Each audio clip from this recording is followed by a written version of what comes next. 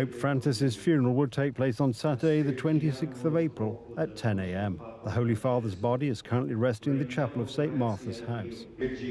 Vatican employees and their families have been praying there since this morning. Tomorrow at 9 a.m, the coffin containing the Pope's body will be transferred to St. Peter's Basilica. The Basilica will be open to the faithful from that day from 11 a.m. until midnight, on Thursday from 7 a.m. till midnight, and on Friday from 7 a.m. to 7 p.m. He was a beautiful person who did good. He was very sociable, very affectionate, the kind of person one should be. The funeral mass, in accordance with the Pope's wishes, is to be a modest ceremony. It will be accompanied by traditional symbols, 2 coffins, a zinc one and a wooden one, a pastel candle, a symbol of the transition from earthly life to eternity, blackbirds signifying death and sorrow, an illuminated cross, a symbol of Christianity. The Gospel book that is placed on the coffin reminds of the Word of God preached by the head of the Church. Francis will be buried outside the walls of the Vatican. His tomb will be in the Basilica of St. Mary Major, which has extraterritorial status and belongs to the Holy See. Throughout his pontificate, the Pope visited more than 120 times. He will be the first Pope in 120 years whose body will not rest in the Vatican grottos beneath St. Peter's Basilica. A total of 9 special masses will be held. Masses are then held, which are called novendiales. Each one is conducted by a different cardinal every day.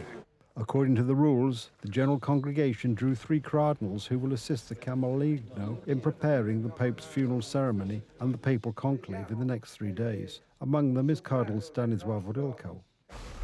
During his pontificate, Pope Francis hosted many world leaders, including Polish President Andrzej Duda. Prezydent Duda był jednym z tych polityków. President Duda was one of those politicians who were among those who most often met and spoke to Pope Francis. Together with the First Lady, the President will attend the funeral ceremony of Pope Francis. Prezydent Andrzej Duda podjął decyzję. President Duda has decided to designate the day of the funeral, April the 26th, as a day of national mourning. The Pope's fellow countryman, Argentine President Javier Milei, also announced his presence at the Vatican, cancelling most of his meetings planned for the coming days, declaring 7 days of national mourning. As President, as an Argentine, and above all, as a man of faith, I bid well to the Holy Father and stand in solidarity with all those who are facing this sad news. United States President Donald Trump also announced his attendance at Francis's funeral.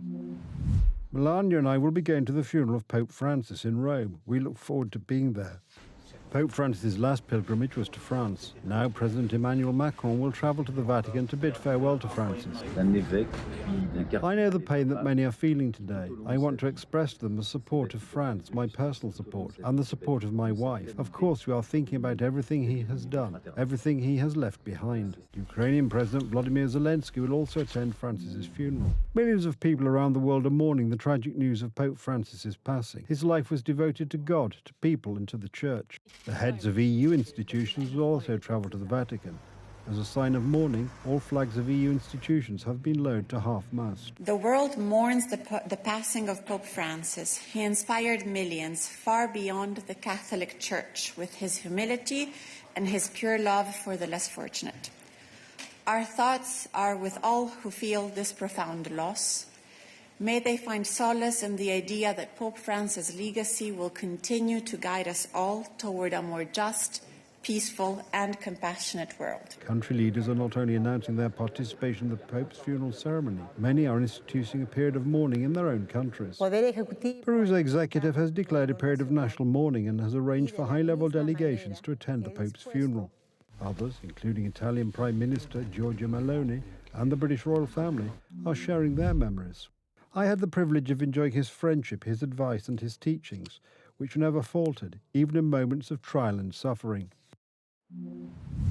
The Queen and I recall with particular affection our meetings with His Holiness over the years, and we were greatly moved to have been able to visit him this month. We will always remember the joy of Pope Francis, his smile, his enthusiasm, his sense of humour, his optimism and his passion for soccer, a quality that made him the greatest Brazilian among Argentines. Those also attending Francis' funeral will include the President and Prime Minister of Portugal, King Philip VI of Spain, British Prime Minister Sir Keir Starmer and German Chancellor Olaf Scholz. The death of Pope Francis has begun the Sede Vacante, a period when the Holy See is not staffed by a pope. The new head of the Catholic Church will be chosen during a conclave, which is expected to take place between the 15th and 20th days following the Pope's death.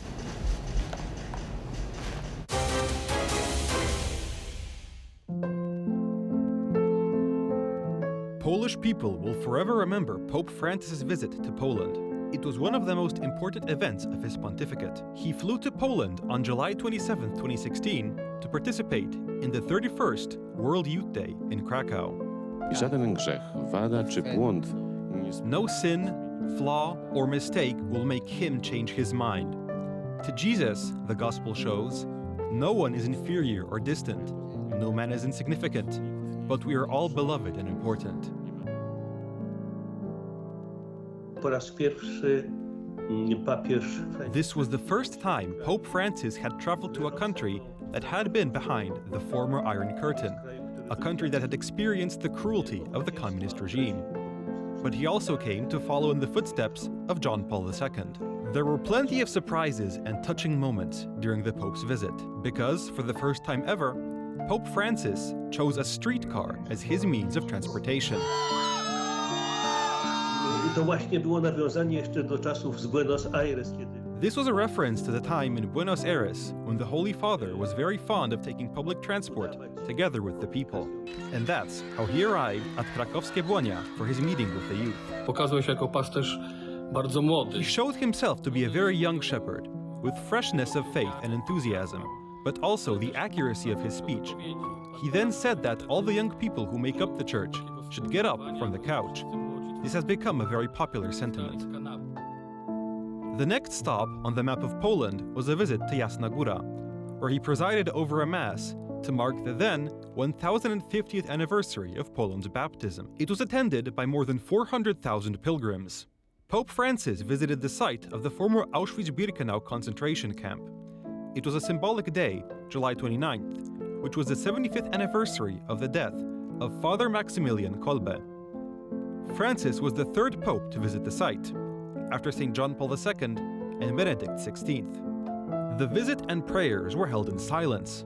The only words were put on paper and placed in a memorial book. Lord, have mercy on your people. Lord, forgive such a great atrocity.